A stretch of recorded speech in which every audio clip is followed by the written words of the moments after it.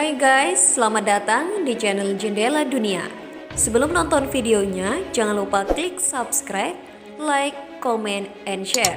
Dan jangan lupa aktifkan notifikasimu biar kalian gak ketinggalan video kita selanjutnya. Check it out!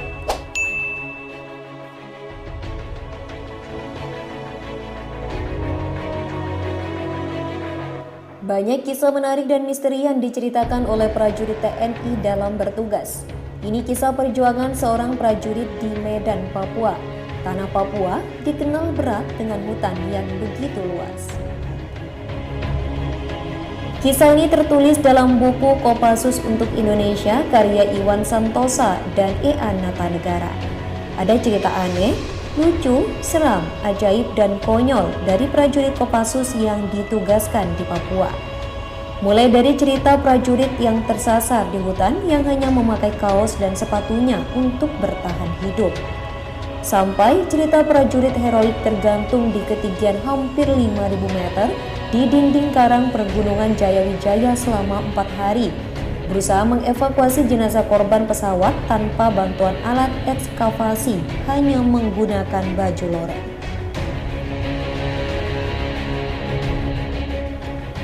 Seperti kisah seorang anggota Kopassus, dalam buku itu namanya disamarkan dengan nama Pak Silvanus, bukan nama asli.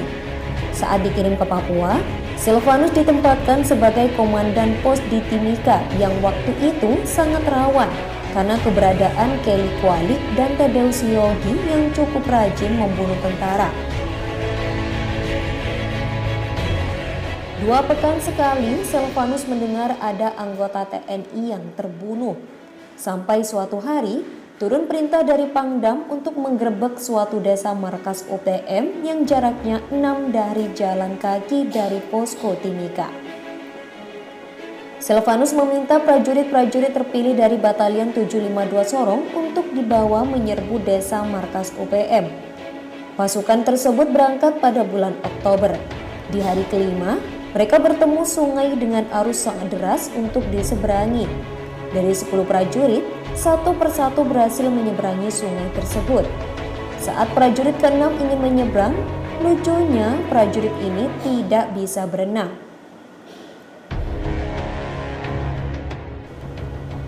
Kebetulan saya jago berenang, jadi ketika saya lihat prajurit itu masuk ke dalam pusaran air di tikungan sungai, saya juga ikut masuk menyelam. Akhirnya, ia terbuang dan terus saya ikuti. Sampai suatu titik sungai itu hilang jadi air terjun, ya saya minggir, kata Silvanus. Sampai akhirnya dia menepi. Tinggallah Silvanus sendirian di hutan Papua yang berada di ketinggian 4.000 meter di atas permukaan laut pakai baju basah tanpa bekal.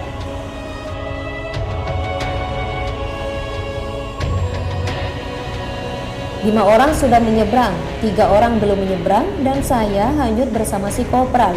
Ini adalah satu-satunya motivasi saya untuk bertahan dan mencari si kopral. Karena anak buah saya yang di sungai pasti bisa saling menolong, ujar Pak Silvanus. Besoknya, walau tidak makan seharian, Silvanus masih optimis anak buahnya tersangkut dan selamat. Disinilah mungkin saya terlalu asyik mencari sehingga ketika mau balik saya sudah tidak bisa kembali lagi.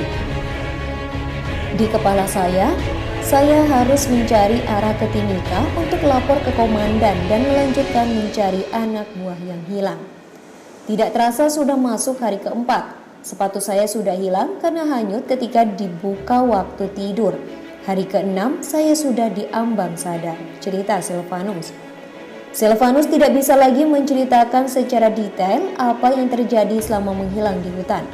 Yang diingat, dia berusaha bertahan hanya makan akar tanaman, pucuk pinang, atau daun-daunan yang tidak beracun. Hari ke-6 itu, yang diingat Silvanus hanya ketika waktu bangun tidur jam 12 siang dan ketika bangun tidur sisanya tidak diingat lagi. Anehnya, dia masih bisa terus berjalan sampai hari ke-11 dan menyeberangi sungai dengan lebar 200 meter sebelum tiba di Timika.